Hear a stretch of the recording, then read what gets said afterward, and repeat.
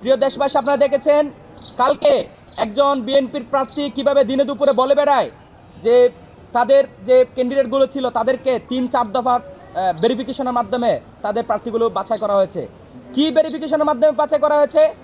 রাষ্ট্রীয় যে প্রতিষ্ঠানগুলো রয়েছে, ল এনফোর্সমেন্ট বডিগুলো রয়েছে, সরাসরি তাদেরকে ইউজ করে, তাদেরকে মিসইউজ করে, ডিজিএফআইকে মিসইউজ করে, এনএসআইকে মিসইউজ করে, এবং বাংলাদেশের যে পুলিশ প্রশাসনের প্রতিষ্ঠানগুলো রয়েছে তাদের প্রত্যেককে অপব্যবহার করার মাধ্যমে তারা তাদের ক্যান্ডিডেটকে নির্বাচন করেছেন। পাঞ্জাবের জগতে একটি বিশ্বস্ত নাম শাবাব এথনিক ওয়্যার।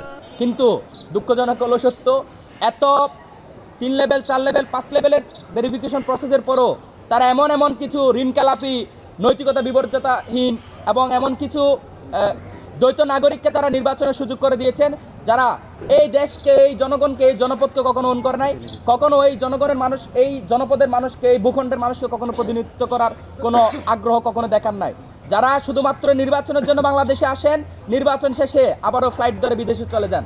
আমরা এই বাংলাদেশের জনগণের সাথে এই বিচারে তার কখনো কাউরে করতে দিব না।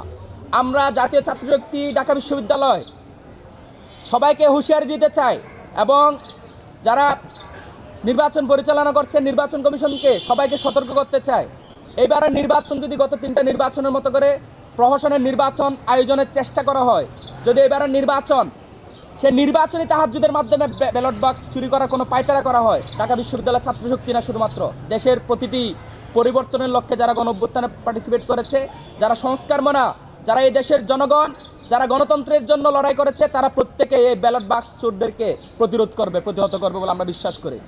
একই সাথে যে গণতান্ত্রিক যাত্রার সন্ধিক্ষণে আমরা দাঁড়িয়ে আছি, যে গণতান্ত্রিক যাত্রার স্বপ্ন আমরা দীর্ঘদিন ধরে দেখেছি, একটি গণতান্ত্রিক নির্বাচনের জন্য আমরা লড়াই করেছি, সেই গণতান্ত্রিক যাত্রাকে যারা সহিংসতার মাধ্যমে, যারা গুম খুনের মাধ্যমে, আবারও যারা নির্বাচনী প্রচারণাকে, গাড়িকে, ভিন্ন মতকে দমন করার মাধ্যমে যারা যে নির্বাচনী গণতান্ত্রিক প্রক্রিয়াকে বাধাগ্রস্ত করতে চায়, আমরা তাদেরকে হুঁশিয়ারি দিয়ে বলতে চাই, এইবারে এই দেশের জনগণ আর কারো কাছে মাথা নত করবে না। কেউ কোনো নির্বাচন কমিশন যদি এবারে কোনো ধরনের কারচুপির পায়তারা করে, সেই নির্বাচন কমিশনে কিন্তু জনগণের আদালতে ছাড় পাবে না। আমরা সাধারণ জনগণ হিসেবে, নাগরিক হিসেবে তরুণদের অংশীদারিত্ব এই গণভোটের মাধ্যমে আমরা নিশ্চিত করতে চাই।